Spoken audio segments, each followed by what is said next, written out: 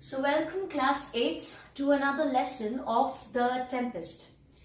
So I know we have already moved on or progressed a lot with the story in our online classes, and we are just at the threshold of completing the story. Okay, so I know you must have been enriched, you must have been excited to know more about the important aspects in the Tempest. Therefore, I have compiled all the main parts of what can we get from the story, okay, in this video today. So today we are going to talk about the important aspects in the Tempest. Now this is not it is not directly from the text, obviously. Now this is regarding understanding the text, and this will take into consideration the themes of the text, okay, the thematic aspects of the text, and also the justification of the title. So there are two facets of today's video, okay, to this video. The first one is the moral lessons that come out from the story of the Tempest. So what moral lessons does Shakespeare attempt to give from in the story in the story of the Tempest? And the second one will be the justification of the title. Now by moral lessons, I also mean the themes in the story. Okay, I will not be able to talk about all the themes, but I have listed 4 of them. Okay, so we are going to take one by one. Okay, now usually a Shakespearean story or a Shakespearean play, that is what we know, it always presents a view of life. Okay, so this view of life, it will teach you something. So what teaches you, what we understand about the nature of life, or what life is like, that is known as the philosophy of life. So anything that has a moral view to it, we call it philosophical. So in Shakespeare's stories, there has to be a philosophical teaching, okay, there has to be a moral teaching. The view of life has to be presented out there. A sort of perspective will be presented. Okay, now we all know that Shakespeare's stories are written in such a manner, so dramatically, they are exciting, and it enchants you as well, and along with it, a philosophical view is also presented. Just like in the Tempest, where you have all the magic happening, the dramatic elements going on, the plot, the beautiful plot that is there, it is executing, the characters so magnanimous, so lifelike. Okay, apart from that, Shakespeare also has something to tell you, to teach his audience or his readers. Okay, so the two most important aspects that come out from this story, or the 2 most important moral lessons, are, one is, the first thing we'll take is forgiveness, then we have freedom. The third part is cheerfulness under the calamity, okay, under any calamity, and the fourth is reconciliation. Now the first one is forgiveness. Now forgiveness is a very big theme in the Tempest. Now, through Prospero's story, Prospero's primarily, if we take Prospero's story, which is the initial plot, which is the real plot, okay, what do we see there? Some sort of cruelty has been done to him by his brother, by the King of Naples, and also his brother, and then then Caliban comes into the scene, okay, when, let me go back to the first part, where his brother had usurped him from his own throne, from his own kingdom, from his own dukedom, okay, and sends him and his little daughter away to an island. There he meets all these other people out there, okay, he liberates the spirits, obviously, but then Caliban comes out there, who completely hates Prospero, who tries to behave, to ill-treat Miranda, and also his hatred for Prospero is it is there in the open.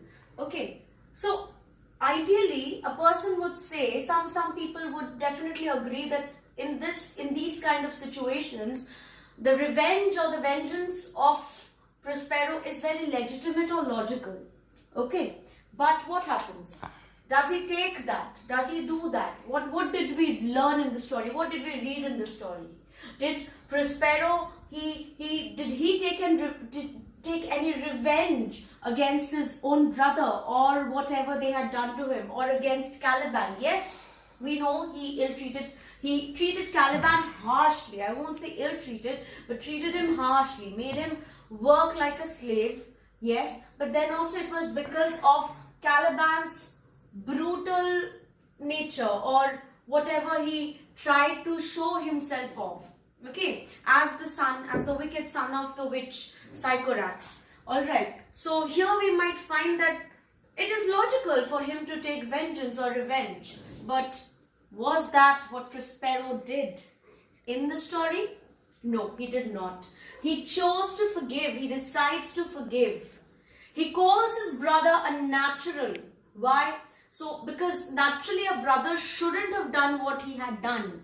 Taken away all his wealth, all his world crashed, his world came crashing down. Okay, when he got rid of Prospero and his daughter and sent them away to a far away island. Okay, but then also he decides to forgive them. As a result, what comes into his life? What does he experience? He experiences sorrow. Didn't he experience sorrow when the cruelty was done to him? Yes, he was sad. But then also he feels sorrowful because the one who he is against is his own brother. Alright, his family. Like Miranda is his world, Antonio was also his family, his brother. He feels sorrow. And also he has experienced all the adversities in his life. He has seen adversities in his life. People of Milan loved him. That was his place. He was ripped off from his own place. This doesn't happen. This shouldn't happen. And when a person goes through all of this, obviously there are sorrows. He feels sorrowful. He becomes morose. But then what does he decide? He gives forgiveness to them.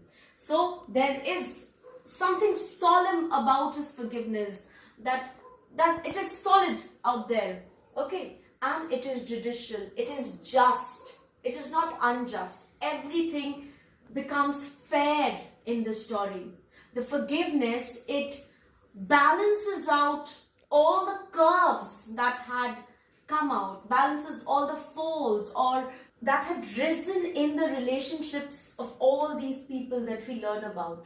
So forgiveness is one of the moral lessons that we get in the story, which is more nobler. It is more nobler to forgive than to take a revenge. Because why did Shakespeare use forgiveness in the very first place? Because he too thinks that everybody deserves a second chance, and it is not only an aspect of the story, it is something that he wants his readers to understand. This is what he was the spokesperson, I told you. He was the voice. Prospero was like Shakespeare's own voice. It was like Shakespeare talking to his own audience, to the readers, and telling them that forgiveness should be the answer to life's problems and not vengeance. So one lesson that we learn is forgiveness. The second is freedom. Now, what do we consider freedom to be? Where in a state of mind or a state of being where you would do whatever you feel like. But really, is that freedom? Now Shakespeare, I know he was very wise. We all consider him to be one of the wisest, wisest authors or playwrights over there. He considered true freedom in service. In whose service? In service of others, in service of people.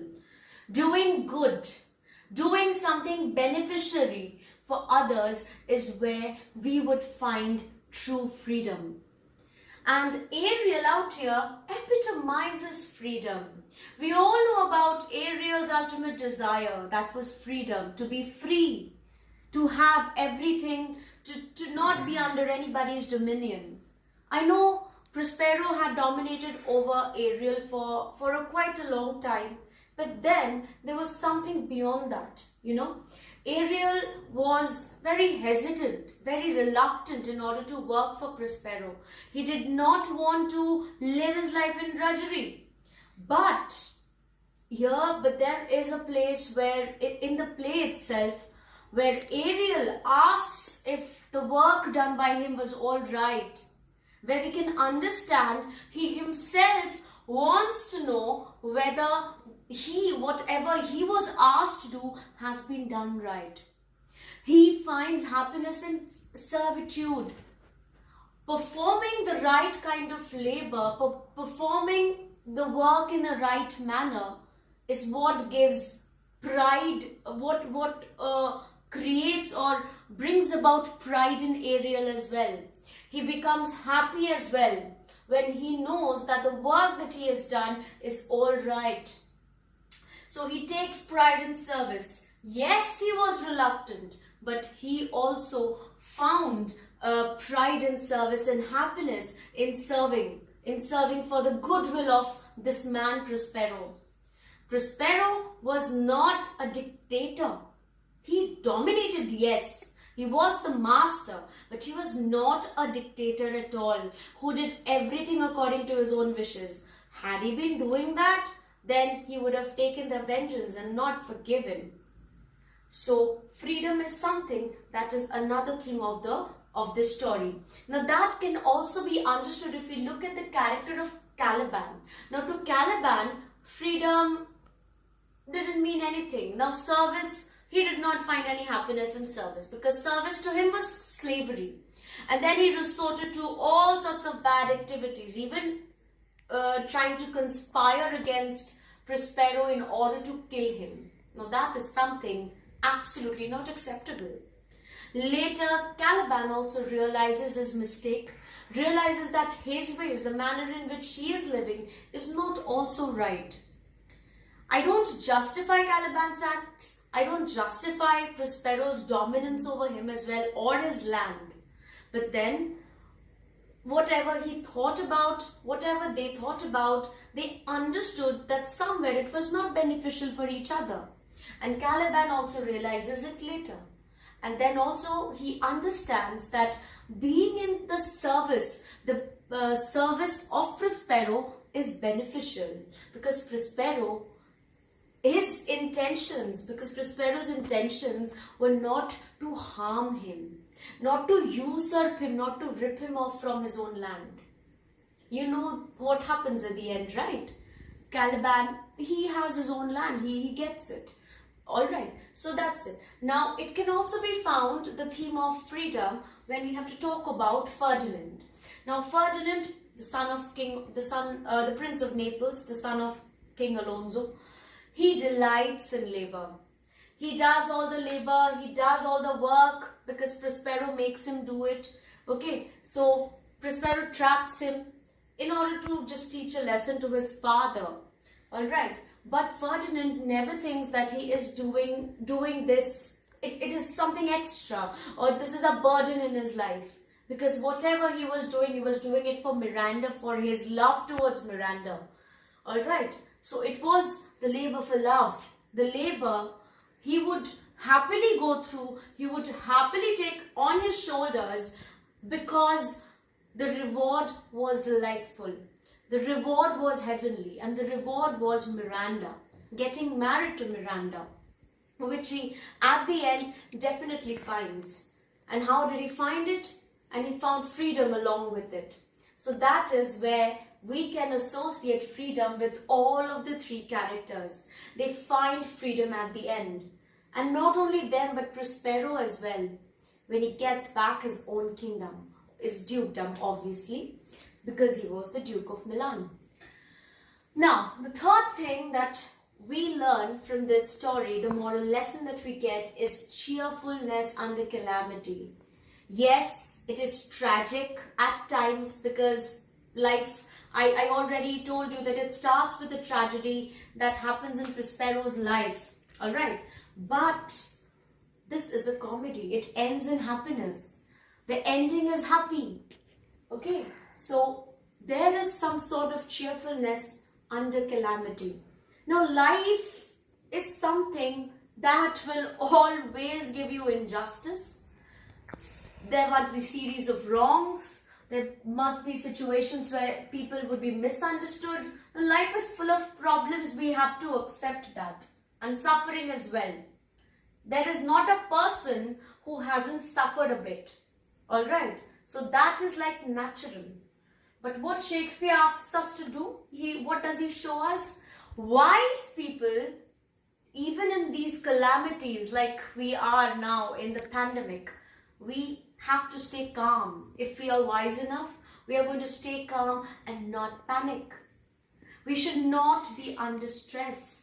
One should not be frustrated, not be under stress, but stay calm and just let the storm pass. Let the tempest pass. Let the tempestuous times move away, and definitely the bright sunny day will come. That is what wise people do. And the story also teaches us the same thing. Cheerfulness under calamity. Prospero's life was full of tragedy. Calamity had befallen on him. But then also he found out a way to happiness. So that is what we can also learn. What this story makes us understand or makes us believe is that there is always a silver lining to every dark cloud. There is always light at the end of the tunnel. So that is what is meant by cheerfulness under calamity. That is your third point. And the fourth point that we have is reconciliation. The best thing of all. This story talks about the theme of reconciliation. Why? In the end, everybody is happy. In the end, everybody embraces everybody. Prospero embraces his brother. He understands his mistake. He feels guilty for it. Alonso is happy because he's found his son back. He knew that he was dead, but now he knows he's alive. Ferdinand is happy because he has got Miranda. Miranda is happy because they both are getting married. There is a sort of reconciliation. All the separated people, now because of the shipwreck, everybody was scattered, everybody was separated, and they all come back together. They all join. Ariel and the strain of spirits, they are let free, and that is how they are also, they find their way. And Prospero goes back to his dukedom, to Milan. He goes back to Milan. So that is the reconciliation that we've all looking for, that we had been looking for since the very beginning of the story, and we go and find it in the end. So this is a story of reconciliation as well, where everybody gets to embrace each other and there is no separation anymore, and they all are happy together. So these are the 4 points that we have found out, or we have just discussed in the important aspects in Tempest. Now the second part, I'm going to write about the justification of the title. Alright, so hold on to that. Now we are going to discuss the next bit of our video today, which is the justification of the title. Now the title is the Tempest, which means it's a storm, right? But once Shakespeare himself had said, what's in a name? A rose will smell as sweet if it was known by any other name. This is what Shakespeare had said. So he had been he did not put in much of a thought with his title. So that's a different subject altogether. So usually he wanted his stories to be judged by their worth and not their name. But then, is the name given to this story, The Tempest, is it completely inappropriate? It is just meaningless? Is it purpose? Doesn't it have any purpose? Let's look into it. Now, if I take the term tempest, it's a storm. It's a storm accompanied by thunder and lightning, right? And usually in literature, a tempest is symbolic of destruction and death. Alright. So it brings about destruction, it brings about death, even in real life, even in reality. But over here, we find none. There is no destruction, there is no death. The ship is intact, which was wrecked, obviously. The ship is intact, the passengers are safe. Yes, they are scattered, they don't have connection with each other, but they all are whole. Okay, they haven't lost a limb or whatever. So there is no negativity out here. Why? Because the storm is not natural. The storm is supernatural. It has been brought about by magical means, by Prospero, who conjured up the tempest, who conjured up the storm. Now when it stops, there is absolute calmness. Alright, people find each other, find their way back to each other. They understand a lot of things. Okay, the most important thing is, from the Tempest, why does it appear to be so important as a title? Because all the action results from the tempest, results from the storm, the tempest. So when the shipwreck occurs, when the first, usually, but in your books, we've started with who Prospero was, but initially the story is where the storm starts. So all the other action, the execution of the plot, it results from the storm. Therefore, it is an important aspect of the entire story of Prospero and Miranda. Obviously, there is no physical storm. Okay, and I'll tell you what it is. Now, why has the storm been used? Now, usually in Shakespeare's stories, the storm is used when he had to bring about something in his characters which we call re-examination of their relationships with each other and also their acts. Now when he wanted a character, when he wanted all his characters to look into themselves and see what actually they are, if they have done any wrongs, if they are guilty, to re-examine their acts and relationships, he brought about a storm. We have seen that in Lear, we've seen that in Othello, alright. So that is what it used to be done. But over here, there is no physical storm. It is not a physical or a natural storm. Here, the storm refers to the passions or what is inside the character's heart. Alonso, Antonio, Sebastian, they feel guilty for what they have done to Prospero. Caliban realizes his mistake. Prospero forgives and doesn't take any revenge. Adel is free and whatnot. Everything falls into place. People were scattered, they all come together, they fall into place, which are magically transformed. Just like over here when we see in this story, the characters, they are cut off from the entire natural world, okay, so that they can re-examine their acts and relationships.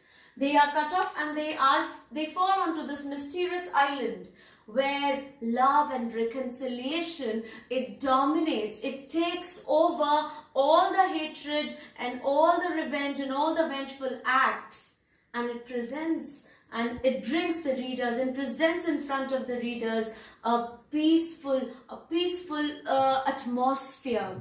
So what do we see? The physical storm or the heart or the passions in the hearts of the characters, it gets magically transformed and the play ends or the story ends in the promise of peace.